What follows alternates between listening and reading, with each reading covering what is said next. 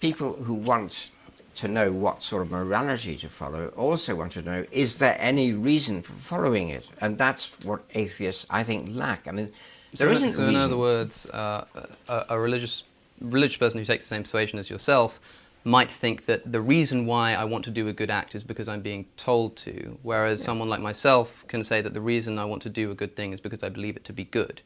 And again, we're trying to discuss which of these is the bankrupt moral system, and I think that there's no contest there.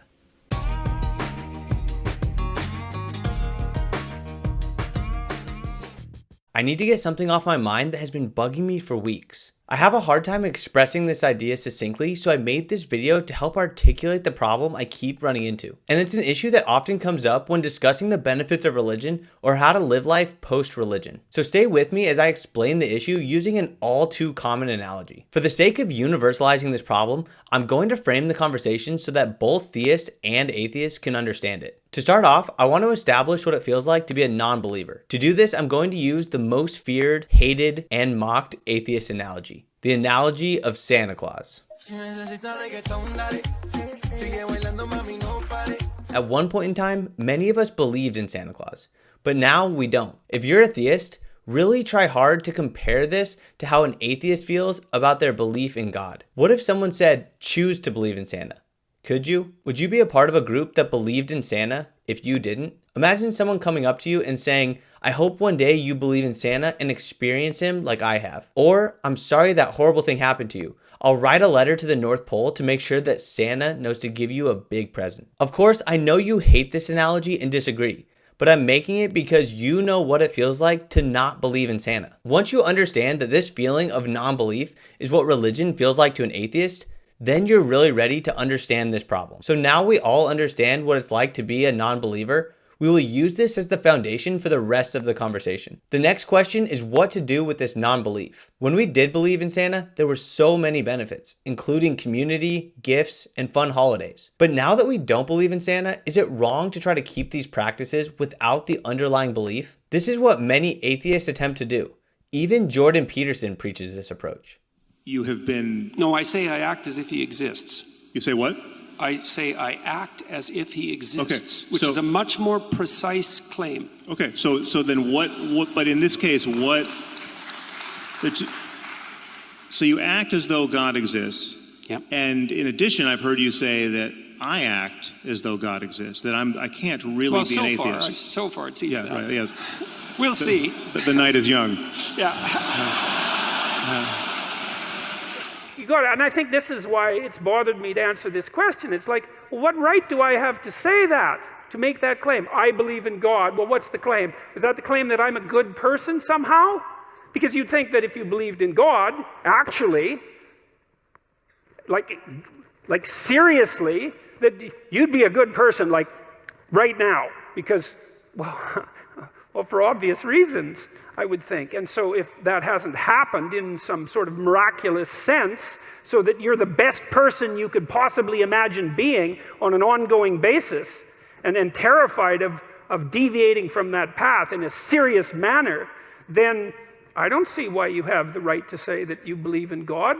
You know, one of the things Nietzsche said about Christianity, he was a great critic of Christianity, although also a great friend in a very peculiar way, in that sometimes your best friend is the one who points out your weakest properties, let's say. He said, as far as he was concerned, there was only one Christian, and he died on the cross.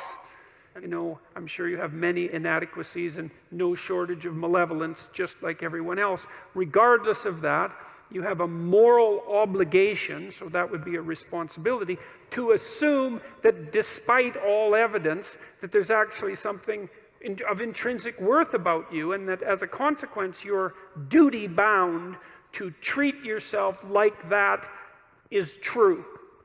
And then it turns out that if you do that, well, then your life gets better. What are the things I thought were great about Mormonism, and how can I incorporate those into my own life? The importance of family, the community, moderation, and other moral standards. If you don't believe the narrative behind a practice, but that practice brings well-being into your life, then you should continue that practice. Many believers even encourage this. Everything from stay in the boat to act as if God exists. Bringing it back to the analogy, we don't believe in Santa, but we want to implement all the benefits of Christmas. And this brings us right to the crux of the issue. As soon as we do this, there is inevitably a believer that comes flying around the corner to call foul ball. When the unbeliever says, well, I have a basis for ethics. It's what works to keep us alive. We've determined that if you murder others, then we're not going to flourish. What's the hidden assumption there, the borrowed capital from Christianity? Human value and dignity, and that society should flourish. Because we must ask the unbeliever. We must ask them, are we stardust? They say, oh, yes, we're stardust. Like Carl Sagan said, we are stardust, right? Neil deGrasse Tyson, he says, we're stardust. Well, let me ask you a question. What makes you think stardust must flourish? What if I want to kerosene the whole anthill? They'll say things like, you have no foundation for your belief. This is especially applicable for moral beliefs. In our analogy, we can call this the naughty or nice list.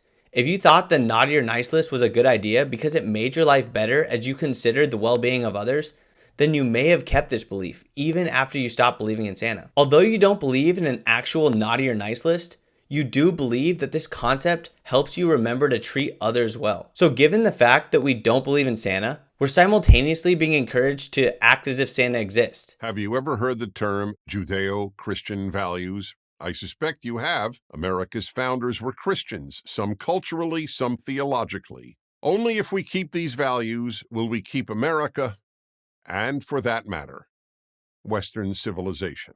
And being yelled at for not having a justification for celebrating Christmas. What we're saying is that atheists can't justify morality. Because we don't actually believe in Santa. So back to you, theists. Knowing what it's like to not believe, what would you have us do? Act as if God exists without having a justification for the action?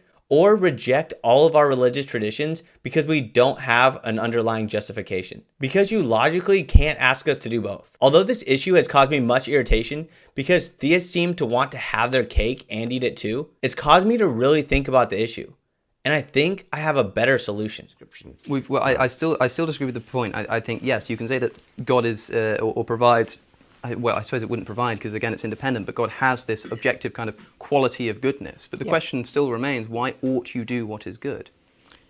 And now, I don't necessarily think there's an answer to this question, but I'm saying if the criticism of atheistic morality is that you have no reason to believe why you ought to act in a certain way in accordance with a certain normative fact. We've determined that if you murder others, then we're not going to flourish. What's the hidden assumption there, the borrowed capital from Christianity? Human value and dignity, and that society should flourish. Then I could say the same thing to you. If I have no reason in the same way that if I said, well, my atheistic morality is based upon, if this room caught in fire, well, we all know that we should leave the room. You know, it's obvious we ought to leave the room. Then you would quite rightly say, but there's no ontological basis for that. That's just your instinct, right? What's the actual philosophical meat of the argument that we should leave the room? And I just want the same thing from you. We do actually have a justification. Well-being is the justification. Or better yet, your independent want is the justification. If you don't know what I'm talking about, go check out the 3-part series on my moral framework. We do not treat others with dignity because of God or an unknowable eternal law. We treat others well because we want to. It's in our own best interest to treat humans well. Concept. In fact, I think it's one of the least obvious concepts that human beings have ever come up with, that each of us in some strange manner is to be attributed some divine spark, let's say, that makes us equal in some fundamental way before God, before the reality of the universe itself, even in relationship to our own laws. I mean, if you want a miracle for an idea, that's I can't think of one that's more unlikely than that. So I've been puzzling over that for a very long time because I cannot understand why in the world that idea ever came to be, or how in the world we ever agreed to act as if it was true. It's really something, and we should let that go. We let that idea go to our great peril. It's a fundamental, remarkable, fundamental idea. And what's so interesting about it, too, is that once you have that idea, weird as it is and improbable as it is, and you start to organize your social relationships in accordance with it, well, then they work. We adopt these religious practices and moral beliefs because we want them. We believe it will make our lives better. That is the justification. And it's actually the justification of the believer as well. Independent, but God has this objective kind of quality of goodness. But the question still remains, why ought you do what is good? We all define good and bad based on our wants. Non-believers just took out the middleman. To end this the way we began, believers in Santa are good because they'll get presents from Santa. Why do they care about getting presents? Because they want them. They believe it will increase their well-being. The non-believers are good because they want to. They believe it will increase their well-being. Both the believer and the non-believer have the same justification, but one has much less logical baggage. So please, if you're a theist, stop trying to put atheists in this illogical bind. Stop complaining when atheists, using non-belief, try to live life the best they can. Additionally, stop pretending that you have some special foundation. We are all doing the things we want, but some of us are incapable of believing in Santa. You disgust me. How can you live with yourself? Just cool it, Zippy. You sit on a throne of lies. Just like with Santa, pointing out the fact that presents under your tree is better than no presents doesn't change my belief about Santa. Instead, it helps me figure out how to put presents under the tree so that we can continue to enjoy gift giving without having to believe in a fat man in a red suit riding a sleigh pulled by flying reindeer.